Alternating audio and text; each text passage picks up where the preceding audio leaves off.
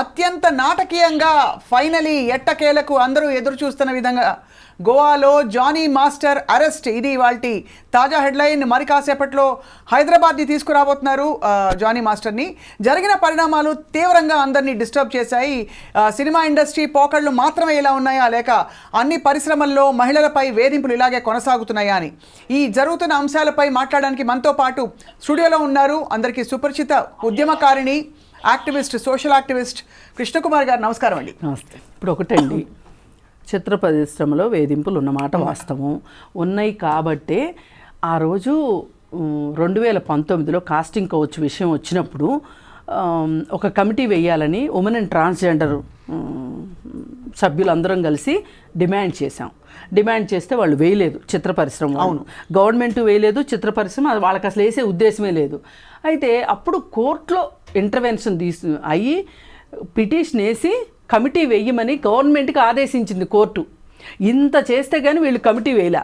ఆ కమిటీలో అందరు ఉన్నారు, మా జేఏసీ సభ్యులు ఉన్నారు, పోలీసులు ఉన్నారు, గవర్నమెంట్ వాళ్ళు ఉన్నారు, సినిమా వాళ్ళు ఉన్నారు, నేను ఉన్నాను, అందరూ ఉన్నారు కదా. అది కమిటీ తర్వాత సబ్ కమిటీ ఒకటి వేశారు. ఇలాంటి అసలు committee report CS Somesh Kumar గారికి ఇచ్చారు ఆ రోజు. అవును, దాన్ని ఏం చేశారో తెలీదు, కోల్డ్ స్టోరేజ్లో ఎందుకు పెట్టారో తెలీదు. దాన్ని ఏం చెప్పారు మా వాళ్ళు, కమిటీ వాళ్ళు, చూడండి ఇది రిపోర్టు, మీరు కూడా పరిశీలించి దీన్ని పబ్లిక్ డొమైన్లో పెట్టండి అన్నారు. వాళ్ళు కూడా పెడతాము అన్నారు. ఈ రోజు వరకు దాన్ని పబ్లిక్ డొమైన్లో పెట్టలేదు. అసలు ఆ కమిటీ అంత రిపోర్ట్ ఎందుకు రాసింది, అంత కష్టపడి అంతమంది కలిసి?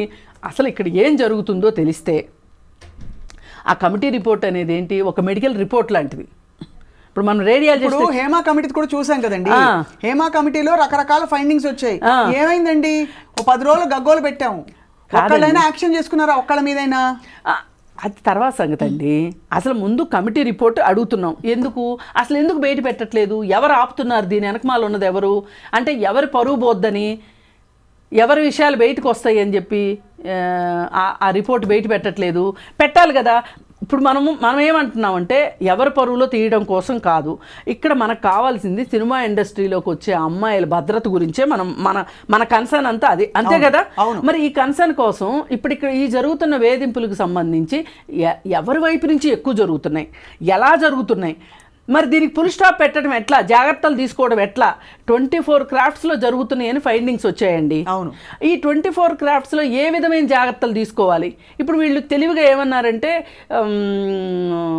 లైంగిక వేధింపులకి నిరోధక చట్టం ప్రకారం మీరు ఐసీసీలు వెయ్యాలి కదా అని అడిగాం మేము. అడిగితే వీళ్ళు ఏమన్నారు, అసలు ఇది ఒక ఆఫీస్ లాగా ఉండదు కదండి అంటే, ఆఫీస్ లాగా ఉండక్కర్లేదు. అవును, కానీ ప్రతి సినిమాకి ఒక ఐసీసీ వేసారనుకోండి, ఈ సినిమా మొదలయ్యి కొబ్బరికాయ కొట్టిన రోజున ఐసీసీ వేసారనుకోండి, గుమ్మడికాయ కొట్టే రోజుకి ఈ లోపు ఏమి అయినాయో తేల్తాయి కదా. ఎవరన్నా కంప్లైంట్ చెప్తారు కదా, ఐసీసీ కంప్లైంట్స్ అంటే డబ్బాలు కూడా పెట్టాము అవన్నీ చెప్పారు, రకరకాల చర్యలు తీసుకున్నారు. మీరు ఏమన్నా ఉంటే మీకు రాయండి, వేయండి అందులో. అసలు ఇప్పుడు పలానా అమ్మాయి ఎవరైనా సరే ఈ విషయం గురించి ఎవరమే చర్య తీసుకున్నారో చెప్పక్కర్లా. ఒక కంప్లైంట్ వచ్చింది, మేము ఈ విధంగా దాన్ని పరిష్కరించామని ఈ రోజుకి ఏమైనా సినిమా ఇండస్ట్రీ దగ్గర నుంచి ఏమన్నా జాబితా ఉందా? లేదు. అన్నింటినీ కొట్టిపడేస్తారు కదా. అన్నింటినీ కొట్టిపడేస్తారు. పూనం కౌర్ ఎందుకు రాసి ఉంటుంది అంటారు ట్వీట్? పూనం కౌర్ రాసిన దానికి నేను పూనం కౌర్కి జరగలేదు అనే మాట నేను అననండి. ఎందుకంటే ఎవరైనా ఒక మహిళ బయటకు వచ్చి చెప్పింది అంటే దానికి ఏదో ఒక రీజన్ ఉంటుంది, ఏదో ఒక అంట్రెస్ట్ ఉంటుంది. అక్కడ అది లైంగిక వేధింపే అవ్వక్కర్లా. ఇప్పుడు వీళ్ళందరికీ మరి మెదళ్ళు అరికాళ్ళలో ఉంటే నేనేం చేయలేను, కానీ అత్యాచారానికి కూడా అర్థాలు మారిపోయినాయి ఇవాళ. ఒకప్పుడు అత్యాచారం అంటే పెనట్రేషన్ జరిగితేనే అత్యాచారం అనేవాళ్ళు. ఇప్పుడు ఏమంటున్నారు, లైంగిక వేధింపులు అంటే ఏంటి, 30 సెకండ్ల పాటు ఒక మనిషి ఒక ఆడ మనిషిని చూస్తే కూడా తప్పు అంటున్నారు.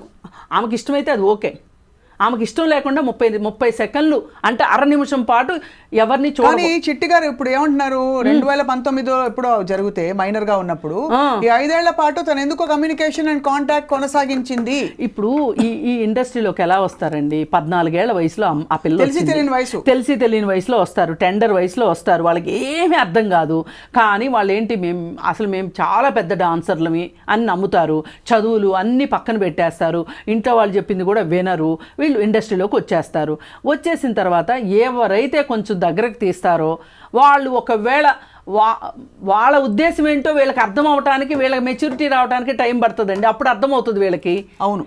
ఇప్పుడు పైగా ఆయన షూటింగ్ ప్లేస్లో చేశారని పదే తప్పుదోవ పట్టిస్తున్నారు. జరిగింది హోటల్ రూమ్లో. అదే అందుకే చెప్పాను, అది కమిటీ రిపోర్ట్లో ఉంది అదంతా. హోటల్ రూమ్ లో జరిగింది. అతను ఏదో ఆధార్ కార్డు ఇచ్చి పంపించడం, ఇవన్నీ రకరకాలు జరిగాయి. ఇప్పుడు నువ్వు బాంబేకి తీసుకెళ్తున్నావండి, ఒక మైనర్ గర్ల్ని తీసుకెళ్తున్నావు. నువ్వు తీసుకెళ్లేటప్పుడు పేరెంట్స్ని తీసుకెళ్ళాలి, ఒక పాయింట్. పేరెంట్స్ని తీసుకెళ్ళకపోతే ఆమెకు ఒక ఉమెన్ అసిస్టెంట్ ఇవ్వాలి, ఎస్కార్ట్ ఉండాలి. ఒక ఉమెన్ అసిస్టెంట్ని ఇవ్వాలి ఆ అమ్మాయికి, పెట్టాలి కదా. 16 ఏళ్ళ అమ్మాయిని నువ్వు ఎట్లా తీసుకెళ్తావు? నీ దగ్గర ఉన్నది 2 మగ అసిస్టెంట్లు. ఇప్పుడు 16 ఏళ్ల పిల్ల అంటే ఆ పిల్లకి ఏ రకమైన అవసరాలైనా ఉండుండొచ్చు. అలాంటప్పుడు నీకు చెప్పుకుంటుందా? అంటే అక్కడికి తీసుకెళ్లడం వెనకే అతని ఉద్దేశం వేరే ఉంది అని నేను అందుకని అనుకుంటున్నాను. ఇది చాలామంది ఆన్ రికార్డు పెద్ద హీరోయిన్లు, లెజెండ్స్ రకరకాల పరిస్థితుల్లో వాళ్ళు ఎలా ఇరికించబడ్డారని కెమెరా ముఖంగా చెప్పిన వాళ్ళు కూడా ఉన్నారు. అందుకని సినిమా ఇండస్ట్రీలోనే జరుగుతుందా, మా మీదే పడుతున్నారు, మా పరువు తీస్తున్నారు అని జరుగుతుందంటారు. బుడిబుడి రాగాలు తీయడానికి వీల్లేదండి, జరుగుతున్నాయి. ఇప్పుడు మనం చూడాల్సింది ఏంటి అంటే, ఇక్కడ ఏదో సిగ్గుపోతుంది, పరువు పోతుంది అనుకునే కన్నా అసలు దీన్ని ఎట్లా అరెస్ట్ చేద్దాము, ఎట్లా అరెస్ట్ అవుతున్న కృష్ణ కుమార్ గారు. ఇప్పుడు మనం కంప్లైంట్ చేయండి, అరవమని చెప్తున్నావు. ఒక ఆడపిల్ల వచ్చి నాకు ఇంత జరిగిందని చెప్పి బయట రోడ్డు మీద కూడా అరిస్తే కూడా నువ్వు కంప్లైంట్ రాసి ఎలా జరిగిందని చెప్పి అన్ని రకాలుగా అంతమంది వేధించి అమ్మాయి వ్యక్తిత్వం మీద ఆ అమ్మాయి ఎందుకు పడింది, అసలు ఎందుకు వెళ్ళింది అని ఫండమెంటల్ క్వశ్చన్స్ లేవనెత్తుతున్నారు. ఏమండి, ఎన్ని లేవనెత్తినా కంప్లైంట్ చేయాల్సిన అవసరం అయితే ఖచ్చితంగా ఉందండి. కంప్లైంట్ చేయాల్సిందే. ఇందులో అసలు రెండో మాటలేదు. కంప్లైంట్ చేయండి ఎలా తెలుస్తుందండి? ఇప్పుడు అడగందే అమ్మైనా పెట్టదు. అట్లాగే మీరు చెప్పుకోవాల్సిన వాళ్ళ దగ్గర చెప్పుకోకపోతే మీకు న్యాయం ఎట్లా జరుగుతుంది? కానీ ఇక్కడ ఈ అమ్మాయి విషయంలో ఏంటంటే, ఈ 5 ఏళ్ళు 6 ఏళ్ళు ఎలా ఊరుకుంది అనే దానికి నేను జస్టిఫికేషన్ చెప్తున్నా. ఆ అమ్మాయి ఈ ఇండస్ట్రీలో డాన్సర్గా రావాలి అని ఒక ఉద్దేశంతో వచ్చినప్పుడు ఈ అమ్మాయి నాకు బాంబేలో ఇలా జరిగింది అని చెప్పింది అనుకుందాం. పోనీ ఇంట్లో వాళ్ళు ఏమంటారు చెప్పండి? ఒక కాలేజీకి వెళ్ళే పిల్ల నాకు ఈవిటీజింగ్ జరిగింది అంటే ఇంట్లో కూర్చోమ్మా అంటారు. అందుకని చాలామంది ఆడపిల్లలు నెత్తి మీదకి సమస్యలు వచ్చిందాక చెప్పరు. అదే ఈ పాప దగ్గర మనం ఎందుకు వర్తించదండి? అదేమంటే జానీ మాస్టర్ ఇప్పుడు పెద్దోడు కానీ అప్పుడు ఇంత పెద్దోడు కాదు కదా, ఆ అమ్మాయి ఎందుకు చెప్పలేదు అంటే అప్పుడు ఈ పిల్ల ఇంకా చిన్నపిల్ల కదా. అదే ఇప్పుడంటే 21 ఏళ్ళు, అప్పుడు 16 ఏళ్లే కదా. 16 ఏళ్ల పిల్ల బయటకు వచ్చి అసలు ఇలా జరిగిందని చెప్పుకోవడానికి చాలా భయాలు ఉంటాయి. పైగా ఇంకొకటి ఏంటంటే, నిన్న మా సంధ్య కూడా చెప్పారు, ఆవిడే దగ్గరగా తీసుకొని ఉమెన్ కమిషన్ దగ్గరికి వెళ్ళారు. ప్రతిరోజు బెదిరింపారంటండి, రేపొద్దు నీకు పని ఉండదు, నేను చెప్పిన మాట వినకపోతే, నేను చెప్పిన వాళ్ళతోనే మాట్లాడాలి, నేను చెప్పిన వాళ్ళతో మాట్లాడొద్దు, నన్ను ప్రశ్నించకూడదు. ఇతనుకు జానీ మాస్టర్కు ఉన్న పెద్ద జబ్బు ఏంటి అంటే, అతన్ని ఎవరూ ప్రశ్నించకూడదు, ఎవరూ పొరపాటు స్టెప్ వేయకూడదు. సహజం కదండి, పొరపాట్లు జరగదు. ఇప్పుడు మనం ఇంత మాట్లాడుకుంటున్నాం, అన్నీ కరెక్టే మాట్లాడామా? అదే పొరపాటు వస్తుంది కదా, మళ్ళీ సమయం వచ్చినప్పుడు సరిదిద్దుకుంటాం. కానీ అతను రావే పోవే వసే గిసే కొట్టటము ఇవన్నీ చేస్తాడంట. సరే, వీళ్ళందరూ ఏంటి అంటే, మాస్టర్ కదా, మాస్టర్ తోటి పని ఉంటుంది కదా అనే ఒక భయం ముక్తి కోసం, సర్వైవల్ కోసం ఉన్నారు. ఇంకా అది మితిమీరిపోయి ఇంకా తట్టుకోలేని పరిస్థితిలో బయటకు వస్తారు. ఇప్పుడు అది కూడా కాకుండా ఆ 16 ఏళ్ల వయసులో ఆ అమ్మాయి పని కోసం అతని దగ్గర ఉంది, అతను పనిచ్చే పొజిషన్లో ఉన్నాడు. ఎవరిది హయ్యర్ పొజిషన్ అండి? హయ్యర్ పొజిషన్లో వాళ్ళకి గురించి నోరెత్తగలిగే ధైర్యం లోయర్ పొజిషన్లో ఉన్న వాళ్ళకు ఉంటుందా? పైగా ఇంకా నీచంగా ఏం మాట్లాడుతున్నారంటే, ఆ రోజు జానీ మాస్టర్ దగ్గర డబ్బులు లేవు కాబట్టి ఆ రోజు చెప్పలేదు ఆ అమ్మాయి, డబ్బులు ఏవి రాలవు కాబట్టి ఈ రోజు డబ్బులు రాలుతాయి కాబట్టి చెప్పింది అంటే ఆ రోజు క్వశ్చన్ చేయలేదు, ఎందుకు అంటే అతని దగ్గర నుంచి ఏమీ రాదు కాబట్టి అనే ఒక సూత్రీకరణ చెప్తున్నారు కదా. అంటే జరిగిందనేనా అని వీళ్ళు ఒప్పుకున్నట్టేగా. చాలా దిగ్భ్రాంతి కలిగే విషయాలు. అంటే జరిగిన తీరుతెన్నులు, ఆ అమ్మాయి ఎందుకు పాపం చెప్పలేకపోయిందో బయటికి జరిగిన విషయాలు, మరి కమిటీ నివేదిక ఏం చెప్పబోతోందో అసలు ఇవన్నీ కూడా కాదండి, సొంత తండ్రులు చేస్తున్నారండి. ఈరోజు మనకి ఎన్ని కేసులు వస్తున్నాయి, సొంత తండ్రులు చేస్తుంటే, మారుడు తండ్రులు చేస్తున్నారండి. అసలు సొంత భార్య ఎలా చెప్తుంది తన భర్తను పెళ్లి చేసుకోమని అని అడుగుతున్నారు కొంతమంది. కానీ ఇదే సినిమా ఇండస్ట్రీలో ఒక హీరోయిన్ తన భర్త కోసం అమ్మాయిల్ని జూనియర్ ఆర్టిస్టులని కారులు ఎక్కించుకెళ్ళేదని, అమీర్పేట హాస్టల్ నుంచి అమ్మాయిల్ని ఎక్కించుకుని వెళ్ళేది అనేది ఒక ఆరోపణ ఉంది. ఒక అమ్మాయి అబద్ధం చెప్తుంది, ఇద్దరు అమ్మాయిలు అబద్ధాలు చెప్తారు. సొంత భర్త కోసం ఇలా చెయ్యరు అనేది ఎక్కడా లేదండి. వాళ్ళకి ఏది అవసరం అనిపిస్తే అది చేస్తారు. ఇప్పుడు ఆమె మా ఆయన మంచోడే అని గుండెలు బాదుకుంటుందండి. ఆవిడ అలా గుండెలు బాదుకోక అవునండి మా ఆయనే చేశాడు పట్టుకెళ్ళండి అని చెప్తుందా? ఇప్పుడు మొన్ననే కదా నిజాంపేటలో మరి ఏది ప్రామాణికం అవుతుంది చెప్పండి కృష్ణకుమార్ గారు ఫైనలీ? ఎందుకంటే ఇక్కడ మీరు అంటున్నది అన్నీ చాలా సబబుగా చాలా కరెక్ట్గా మాట్లాడుతున్నారు. అయితే రేపటి రోజున ఇది శిక్షార్హమా కాదా అని చెప్పడానికి? ఇది ఖచ్చితంగా శిక్షార్హమేనండి. నిరూపణ అవ్వచ్చు అవ్వకపోవచ్చు అది వేరే విషయం.